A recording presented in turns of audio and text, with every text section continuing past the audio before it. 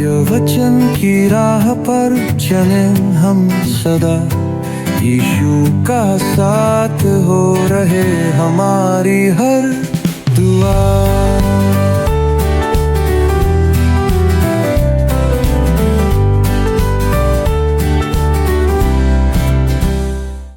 प्रिय दर्शकों, प्रभु यीशु मसीह के पवित्र नाम में आप सभी को मसीही नमस्कार। मैं एक बार फिर से आप सभी दर्शकों का इस क्रमबद्ध बाइबल अध्ययन कार्यक्रम में, जिसका नाम सत्य वचन है, हार्दिक स्वागत करती हूँ। और विशेष करके उनका भी जो आज पहली बार हमारे साथ इस कार्यक्रम में जुड़े हैं। मित्रों, आज हम यहूदा की पत्री में भूतकाल के धर्म त्याग के 6 उदाहरण देखेंगे जो विश्वास से भटक जाने के बारे में है, और देखेंगे कि उस समय 3 समूह होंगे और 3 व्यक्ति जिसकी जानकारी हमें यहूदा देगा। तब हम स्वर्गदूतों का विद्रोह और बंधनों में रखे जाने के बारे में देखेंगे। मित्रों, आज का अध्ययन बहुत ही महत्वपूर्ण और गंभीर होने जा रहा है, इसलिए आप सब अवश्य ही बड़े ध्यान से इस वचन को सुनिएगा और आशीष पाएंगे। मित्रों, आप सभी को प्रभु यीशु में प्रेम भरा नमस्कार।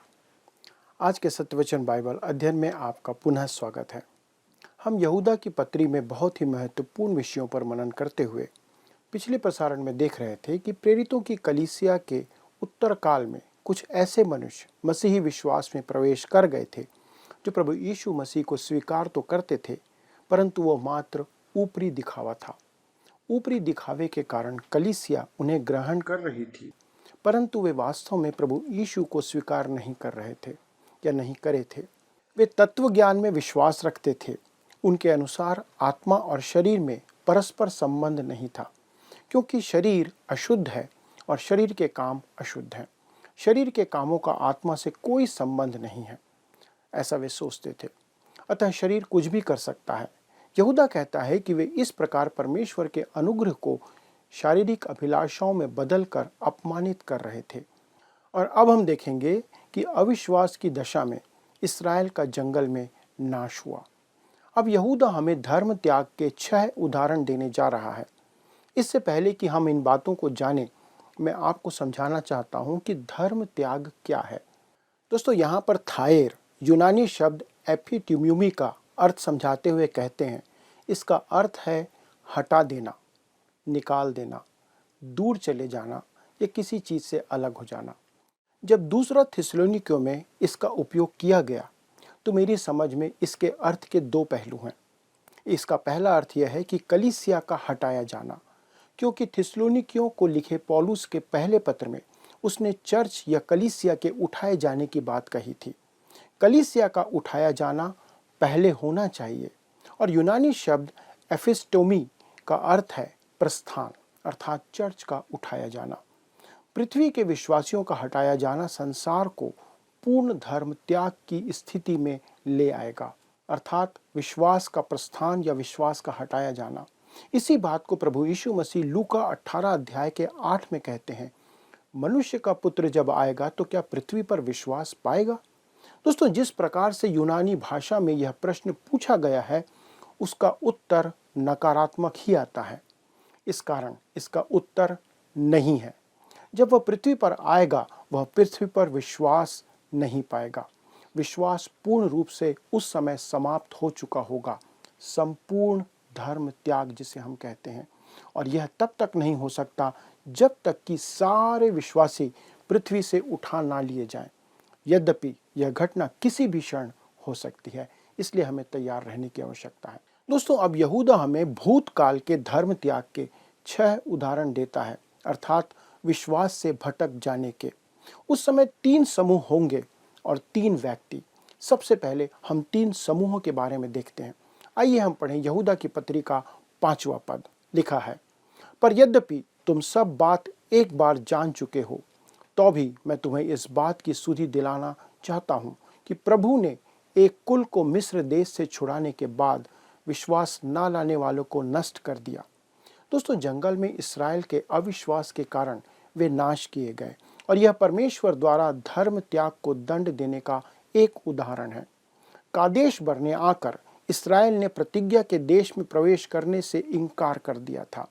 जब भेदियों ने कादेश बरने वापस आकर उन्हें जानकारी दी कि परमेश्वर ने उन्हें देश के बारे में जो कुछ भी बताया था वह सब सही है। लेकिन जासूसों में से या भेदियों में से दो को छोड़कर किसी ने यह विश्वास नहीं किया कि परमेश्वर उन्हें वह देश दे सकता है, और उन्होंने लोगों को यह विश्वास करने के लिए राजी कर लिया कि वो जो कह रहे हैं, अर्थात बहुमत जो कह रहा है, वो सही है।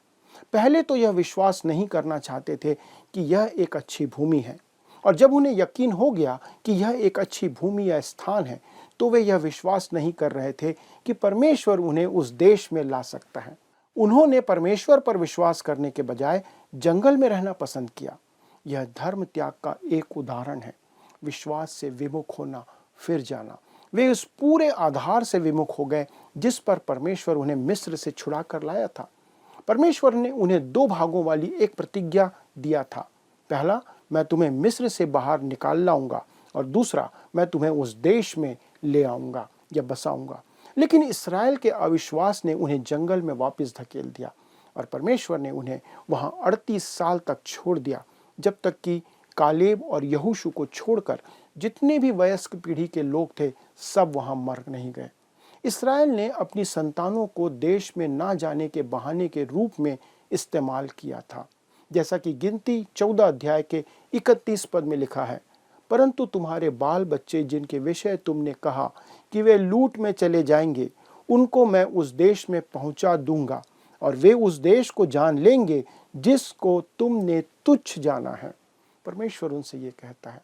दोस्तों, कई बार हम अपनी संतानों के हित में परमेश्वर की सेवा करने से इनकार करते हैं, यद्यपि वह बहुत भला प्रतीत होता है, पर यह प्रकट करता है कि परमेश्वर को हमारे बच्चों की, संतानों की चिंता नहीं है। जब हम उसके प्रति आज्ञाकारी रहेंगे तो वह हमारी और हमारे बच्चों की भी देखभाल करता रहेगा। दोस्तों, इस्राएल की नई पीढ़ी ने यरदन पार करके प्रतिज्ञा के देश में प्रवेश किया, परंतु पिछली पीढ़ी जंगल में ही नष्ट हो गई क्योंकि वे विश्वास से टल गए थे। यहूदा उन्हीं का उदाहरण सबसे पहले देता है। अब हम आते हैं पद 6 पर, जहां स्वर्गदूतों का विद्रोह और बंधनों में रखा जाना प्रकट किया गया है। आइए हम पढ़ें यहूदा पद 6 को, जिसका विषय है स्वर्गदूतों का विद्रोह और बंधनों में उनका रखा जाना। यहूदा 1:6 कहता है, फिर जिन स्वर्गदूतों ने अपने पद को स्थिर ना रखा वरन अपने निज निवास को छोड़ दिया, उसने उनको भी उस भीषण दिन के न्याय के लिए अंधकार में, जो सदा काल के लिए है, बंधनों में रखा है। दोस्तों, यह हमारे लिए एक ऐसी सच्चाई को खोलता और प्रकट करता है जो हमें परमेश्वर के वचन के किसी भी अन्य भाग में इतनी स्पष्टता से प्रकट नहीं की गई है। हालांकि हमें बताया गया है कि स्वर्गदूतों का भी न्याय होगा। अतीत में कभी कभी वे अपनी पहली स्थिति में नहीं रहे थे। परमेश्वर ने स्वर्गदूतों को एक स्वतंत्र इच्छा के साथ बनाया।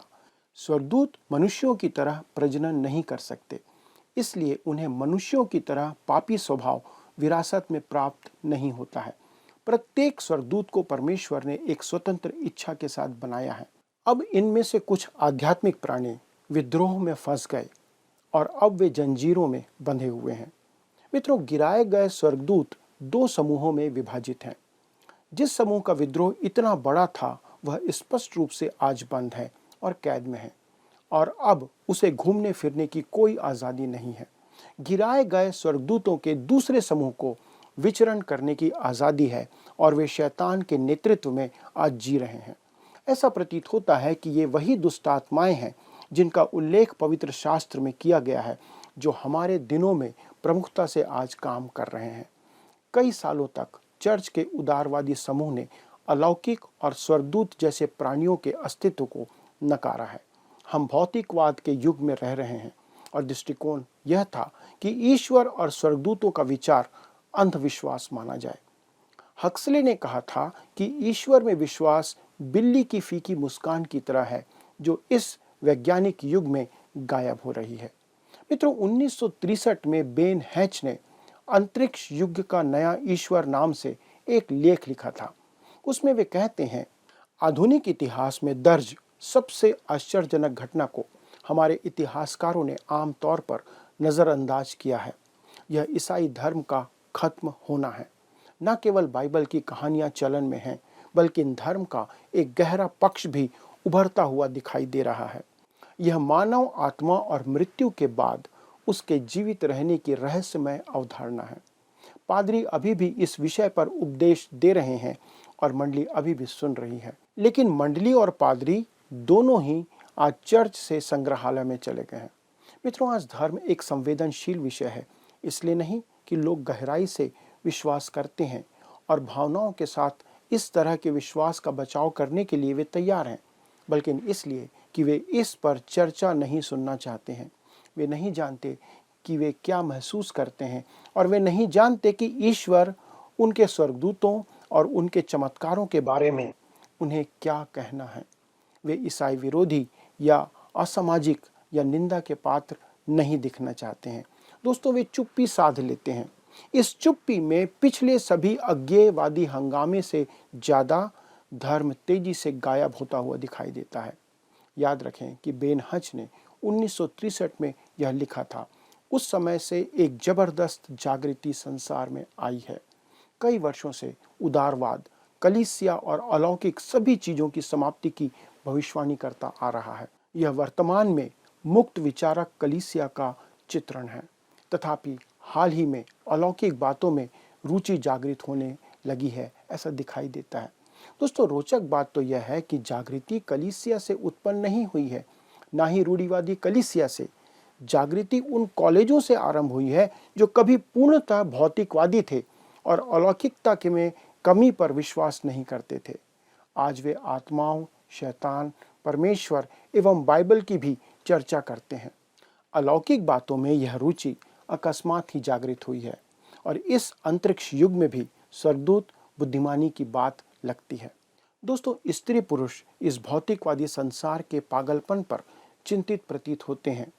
हम आज चांद पर जा सकते हैं, परंतु इस पृथ्वी पर मनुष्य के स्वभाव को वश में करने में हम असहाय हैं।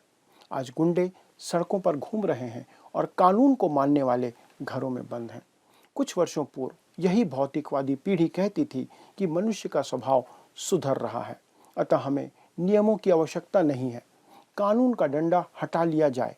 हमने देखा कि बाल्टी में गुलाब जल की अपेक्षा दुर्गंध युक्त कूड़ा भरा हुआ नजर आता है। अपराध और अनैतिकता का बोलबाला है।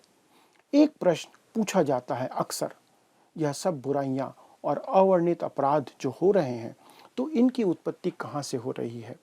किसी ने बहुत ही उत्तम इस बात का उत्तर दिया और कहा, यदि शैतान नहीं है तो मनुष्य को शैतान की रचना करनी होगी कि आज इस संसार में जितनी भी बुराई है उसकी व्याख्या कर पाए और उसे दोष दे पाए। यह वास्तव में संभव नहीं है कि मनुष्य की भ्रष्ट अवस्था का इनकार किया जाए। हम एक ऐसी जाति के सदस्य हैं जो पूर्णतः भ्रष्ट है और हम शैतान के वश में किए हुए संसार में हैं। कभी ऐसा सोचा गया था कि नियम और प्रतिबंध हटा लेने से एक अति उत्तम और स्वतंत्र समाज उभर कर सामने आएगा। तथापि हाल की वर्षों के विकास के कारण मनुष्य अलौकिक बातों की ओर ध्यान लगाने पर विवश हो गया है, परंतु दुर्भाग्य से दुष्टात्माओं पर अधिक ध्यान दिया जा रहा है। मनुष्य ने देखा कि संसार में उपस्थित बुराई के लिए उसे दुष्टात्माओं में विश्वास करना है, परंतु बाइबल में इसके विषय कहने का अलग कुछ बात है। बाइबल परमेश्वर से विद्रोह करने वाले स्वर्गदूतों की चर्चा करती है। बाइबल में उन स्वर्गदूतों का उल्लेख भी है जिन्हें अंधकार में जंजीरों से जकड़ कर रखा गया है कि उस महान दिन के न्याय के लिए उन्हें रखा जाए। परमेश्वर के वचन में आने वाले दंड के विषय बहुत कुछ कहा गया है। बाइबल का ज्ञान नहीं रखने वाले भी न्याय के दिन की चर्चा आज करते हैं। प्रकाशित वाक्य 20 अध्याय 11 से 15 पद में उद्धार से वंचित मनुष्यों के लिए श्वेत सिंहासन का न्याय रखा गया है। परमेश्वर के वचन में 8 न्याय के दिन दिए गए हैं। इनमें से एक दंड का दिन स्वर्गदूतों के लिए भी ठहराया गया है। यह दंड का दिन अंत समय में होगा।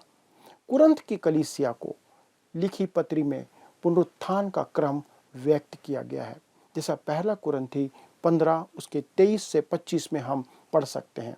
लिखा है, पहला फल मसीह, फिर मसीह के आने पर उसके लोग, इसके बाद अंत होगा।